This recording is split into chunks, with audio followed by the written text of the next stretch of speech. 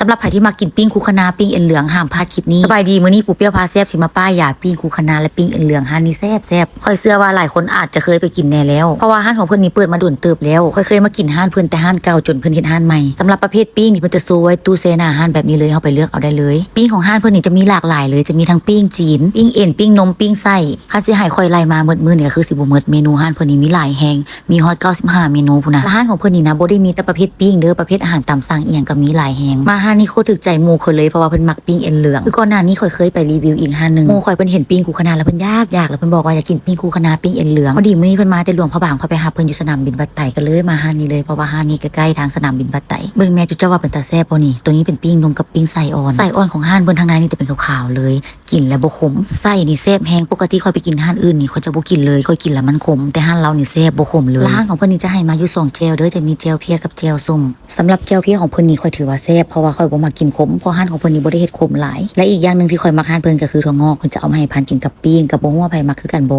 สำหรับข่อยนี่มักได้เบิ่งหมู่ค่อยหากะลงยนต์มากินให้กินว่าความมักนะจุเจ้าและปิ้งเอ็นเหลืองนี่ค่อยแนะนำเด้อให้กินตอนร้อนๆเด้อมันจะแซ่บห้านของเพิ่นนี่ตั้งอยู่บ้านอากาศเด้อถ้าเฮาขี่มาแต่สนามบินบัดไตฮอด4แยกไฟแดงอากาศให้เลี้ยวขวาขึ้นมาทางแคมป์ของหลังจากนั้นให้ขี่มาซื่อๆจนสุดทางแคมป์ของแล้วเลี้ยวขวามาขี่เลี้ยวขวามาหน่อยนึงจะเห็นซื้อห้านเพิ่นเลยห้านเพิ่นซื้อตุ้ยปิ้งคูคณาเด้อ